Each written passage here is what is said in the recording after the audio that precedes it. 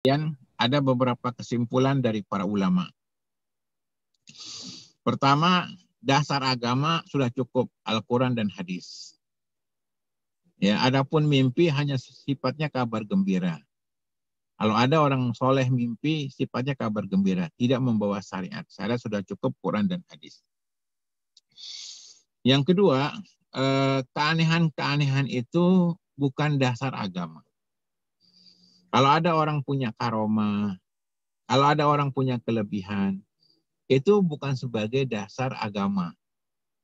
Artinya kelebihan dan kesalehan seseorang itu bagian kemuliaan yang Allah berikan. Jadi bukan berarti panutan dalam beragama. Jadi banyak dalam masyarakat itu seolah-olah kalau ada orang bisa terbang, kalau ada orang nggak mempan senjata tajam, bisa sakti, bisa hebat, itu bukti kebesaran Tuhan. Tidak. Kadang itu merupakan tipuan syaitan yang namanya sihir. Adapun karomah, ya, kelebihan yang Allah berikan, itu bukan menunjukkan dasar agama. Tidak ada hubungan. Jadi jangan kita ngikuti ustadz, kalau ustadz itu hebat, bisa terbang, bisa seterusnya. Gitu. Yang ketiga, beragama hendaknya pakai rasio, dasar yang jelas. Karena Allah Subhanahu wa taala dalam kehidupan ini memberikan nikmat akal yang sehat. Di antara bentuk akal yang sehat adalah cerdas dan menolak sifat gila. Jadi nggak mungkin gila itu mulia, nggak mungkin. Secara nalar gila itu hina. Jadi jangan tergoda dengan hadis palsu, berzikirlah kepada Allah sampai gila. Ini hadis palsu. Berzikirlah kepada Allah sampai gila. Ini hadis palsu. Bahwasanya dalam agama ini nalar, akal sehat ini mempunyai kedudukan yang tinggi. Sehingga ulama yang beristihad, sekalipun istihadnya salah, itu dapat pahala. Ketika mereka sudah berusaha menggali hukum-hukum Allah dari Quran, dari hadis, dan menggunakan rasio mereka. Dikatakanlah mereka dengan istilah mustahid. Mustahid orang yang sungguh-sungguh memeras otak mereka, pikiran mereka dalam menggali hukum Islam. Jadi nggak benar kalau gila itu mulia, nggak benar. Justru yang benar memanfaatkan akal sehat. Nah, dalam dunia tasawuf, orang gila itu dianggap sebagai wali, dianggap sebagai orang yang hebat, orang yang utama. Padahal tidak. Gila merupakan sifat yang hina. Gila merupakan bagian daripada kehidupan yang sangat rendah. Makanya orang yang gila itu diobati. Bukan orang gila itu diikutin, dimintain fatwa. Namanya orang gila. Dan itu banyak sekali. Orang-orang gila dianggap wali, dianggap gus, dan seterusnya. Padahal orang gila. Gitu. Jadi sekali lagi, poin yang ketiga, bahwasanya kecerdasan, akal sehat, ini sangat dipelihara dalam agama. Makanya kita dilarang minum homer, karena homer itu merusak akal sehat. Dilarang kita pelajari hal-hal yang memberatkan akal kita, seperti ajaran filsafat dan seterusnya, karena merusak akal kita. Jadi sekali lagi poin ketiga kesimpulannya adalah akal adalah nikmat yang sangat besar. Orang gila adalah bukan rujukan dalam beragama.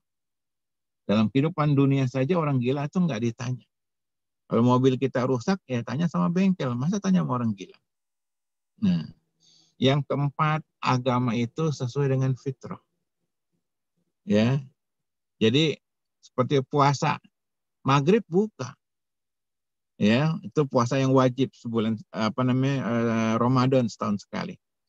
Ya, kalau dia lapar, tersiksa, nggak sanggup, dia boleh berbuka. Sakit umpamanya, ganti pada hari-hari yang lain.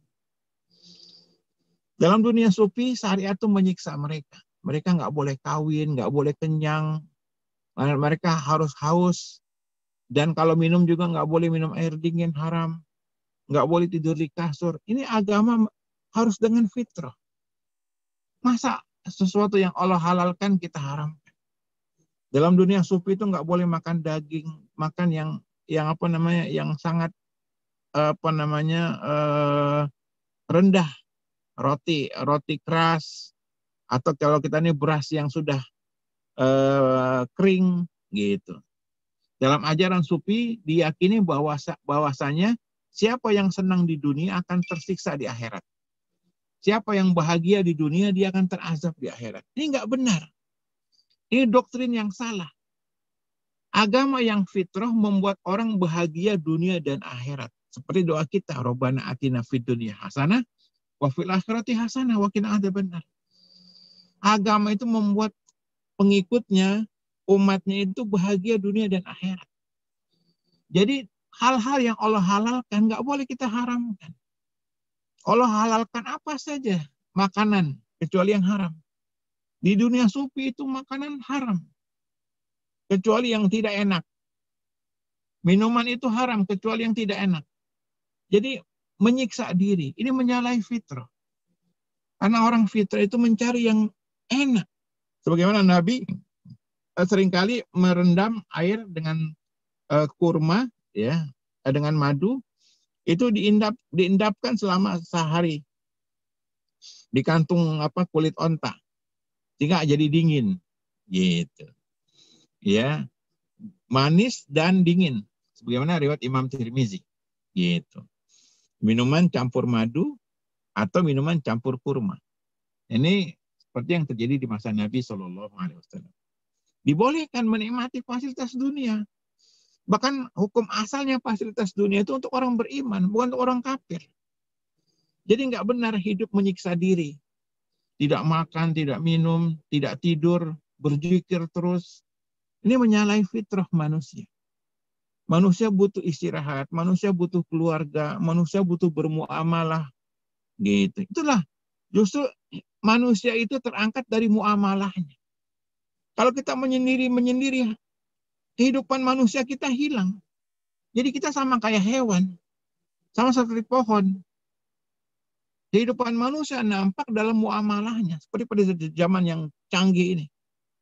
Kelihatan nampak manusia itu dengan kecerdasannya itu. Luar biasa hidup di akhir zaman ini. Terbuka semua ilmu itu. Ya, dunia Sufi itu menghilangkan sifat manusia dalam diri manusia. Menyalahi fitrahnya. Untuk itu jamaah sekalian, penting kita milih pengajian, penting kita memilih belajar agama. Jangan sampai terkena pengaruh Sufi. Sehingga akal sehat kita hilang. Fitrah kita hilang. Dan sekaligus agama kita hilang. Makanya ulama menyebut Sufi dengan istilah dinus Sufi. Agama Sufi. Jadi Sufi itu agama tersendiri. Dan dia bukan dari Islam. Karena beberapa penyimpangan yang sangat parah, sangat fatal dari ajaran Sufi tersebut. Mudah-mudahan ada manfaatnya. Subhanakallahumma bihamdika, asyhadu an la ilaha illa anta, astaghfiruka wa atubu ilaik. Assalamualaikum warahmatullahi wabarakatuh. Waalaikumsalam warahmatullahi